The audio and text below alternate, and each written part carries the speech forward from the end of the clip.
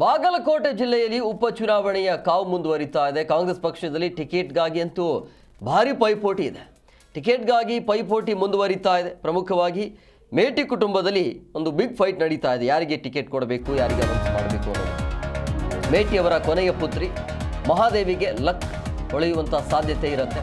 ಬಾಗಲಕೋಟೆ ಮತಕ್ಷೇತ್ರದ ಕಾಂಗ್ರೆಸ್ ಶಾಸಕ HY ಮೇಟಿಯವರು ಅಕಾಲಿಕವಾಗಿ ನಿಧನ ಹೊಂದಿರುವಂಥ ಹಿನ್ನೆಲೆ ಇದೆ.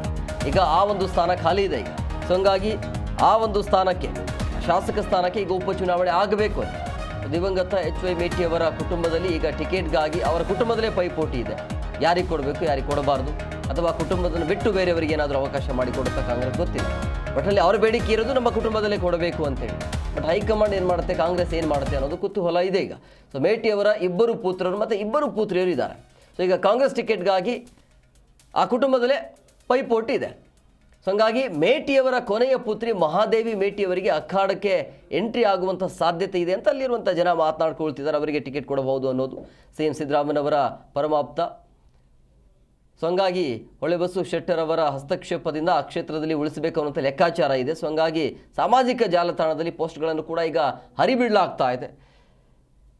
ಸೊ ಈ ಕುರಿತು ಕೂಡ ಪ್ರತ್ಯಕ್ಷ ವರದಿಯನ್ನು ಕೊಟ್ಟಿರುವಂಥದ್ದು ನಮ್ಮ ಪ್ರತಿನಿಧಿ ಸೋಮಶೇಖರ್ ಅವರು. ಅಂದರೆ ಅಲ್ಲಿ ಜನ ಏನು ಹೇಳ್ತಾರೆ ಅಥವಾ ಯಾರ ಪರವಾಗಿ ನಿಲ್ತಾರೆ ಅನ್ನುವಂಥದ್ದು. ಸಹಜವಾಗಿ 4 ಜನ ಪೈಪೋಟಿ ಅಂದರೆ ಒಂದೇ ಕುಟುಂಬದಲ್ಲಿ, ಆ ಕುಟುಂಬನ ಬಿಟ್ಟು ಬೇರೆಯವರಿಗೆ ಏನಾದರೂ ಅವಕಾಶ ಕೊಡ್ತಾರೆ ಅಥವಾ ಆ 4 ಜನರ ಪೈಕಿ ಒಬ್ಬರಿಗೆ ನೀಡುತ್ತಾ ಅನ್ನುವಂಥದ್ದು ಈಗ ಸಾಮಾಜಿಕ ಜಾಲತಾಣಗಳಲ್ಲಂತೂ ಭಾರಿ ವೈರಲ್ ಆಗ್ತಾ ಇದೆ. ಯಾರಿಗೆ ಅವಕಾಶ ಕೊಡಬೇಕು, ಯಾರಿಗೆ ಕೊಡಬಾರ್ದು ಅಂತೇಳಿ. ಸಮಯ ಇಲ್ಲ, ಚುನಾವಣೆ ಅಂತೂ ಆಗಲೇಬೇಕು.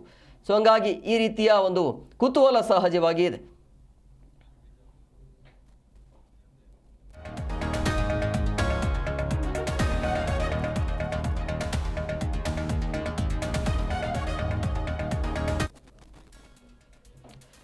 ಮಹಾದೇವಿ ಮೇಟಿಯವರ ಜೊತೆಗೆ ನಮ್ಮ ಪ್ರತಿನಿಧಿ ಸೋಮಶೇಖರ್ ಚಿಟ್ಚಾಟ್ ನಡೆಸಿದ್ದಾರೆ. ಅಂದರೆ ಯಾರು ಸೂಕ್ತ ಅಭ್ಯರ್ಥಿ, ಅಲ್ಲಿ ಏನು ನಡೀತಾ ಇದೆ, ಅಂದರೆ ಸ್ಥಳೀಯವಾಗಿ ಏನೆಲ್ಲ ನಡೀತಾ ಇದೆ, ಯಾರಿಗೆ ಟಿಕೆಟ್ ಕೊಡಬೇಕು ಅನ್ನೋದ್ರ ಬಗ್ಗೆ ಪ್ರತ್ಯಕ್ಷ ವರದಿಯನ್ನು ಕೊಟ್ಟಿದ್ದಾರೆ. ಅವ್ರ ಜೊತೆಗೂ ಕೂಡ ಮಾತನಾಡಿದ್ದಾರೆ, ಕೇಳೋಣ ಬನ್ನಿ.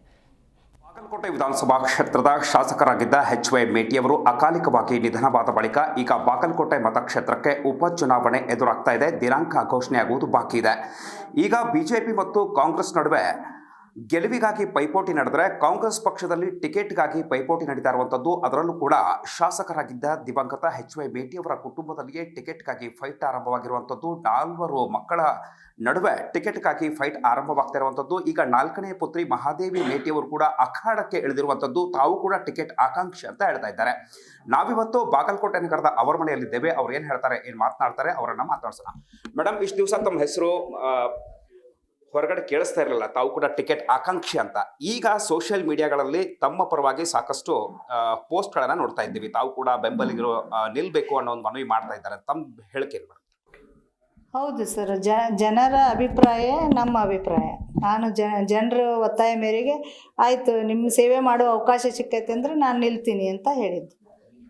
ಈಗ ಪರ್ಟಿಕ್ಯುಲರ್ ಆಗಿ ಸೋಷಿಯಲ್ ಮೀಡಿಯಾದಲ್ಲಿ CM ಅವರ ಆಪ್ತರಾಗಿದ್ದಂಥ ವ್ಯಕ್ತಿಯ ಏನು ಹಸ್ತಕ್ಷೇಪದಿಂದಾಗಿ ತಾವು ಅಖಾಡಕ್ಕೆ ಇಳಿತಾ ಇದ್ದೀರಿ ಅನ್ನೋ ಪೋಸ್ಟ್ ಈ ರೀತಿ ಇದೆ. ಅದಕ್ಕೆ ತಮ್ಮ ಪ್ರತಿಕ್ರಿಯೆ? ಜನರಿಗೆ ನೊಂದ ಜನರಿಗೆ ನ್ಯಾಯ ಕೊಡ್ಬೇಕಂತ ಅಂದ್ಕೊಂಡು ನಾನು ನಿರ್ಧಾರ ಮಾಡಿದ್ದು. ನಮ್ಮ ತಂದೆಯವರಿದ್ದಾಗ, ನಮ್ಮ ತಂದೆಯವರಿಗೂ ಆಪ್ತರು ಅವರು ಇದ್ದಾಗ 1 ವರ್ಷದಿಂದ ಅವರು ಸರಿಯಾಗಿ ನಿಭಾಯಿಸಲಿಲ್ಲ. ಅವರು ಜನರಿಗೆ ಭಾಳ ಗೊಂದಲವಾಯಿತು. ಅವ್ರು ಲೆಟ್ರ್ ಕೇಳಕ್ಕೆ ಗುಳೆಗುಡಕ್ಕೆ ಹೋಗ್ಬೇಕು, ಅವ್ರನ್ನ ಏನ್ರಿ ಕೆಲಸ ಬಂತಂದ್ರೆ ಅಲ್ಲಿ ಹೋಗ್ಬೇಕು. ಏನ್ರಿ ಮೇಡಮ್ ಇದು ನಮಗೆ ಎಂಥ ಅನ್ಯಾಯ ಅದು, ನಿಮ್ಮ ಅಪ್ಪರನ್ನ ನಂಬಿಕೊಂಡು ನಾವು ಬಂದು ಓಟ್ ಹಾಕಿದ್ದ ತಪ್ಪ. ನಾವು ಓಟ್ ಹಾಕೀವಿ ಅಂತಂದ್ರೆ ಹಿಂಗಾಗೈತಿ. ಇನ್ನೇನು ನಮ್ದೊಂದು ಓಟ್ ಹಾಕಿ ಸುಮ್ಮನೆ ಮನೆ ಹಾಕ್ಕೊಂಡಿರ್ತೀವಿ ರೀ ನಾವು.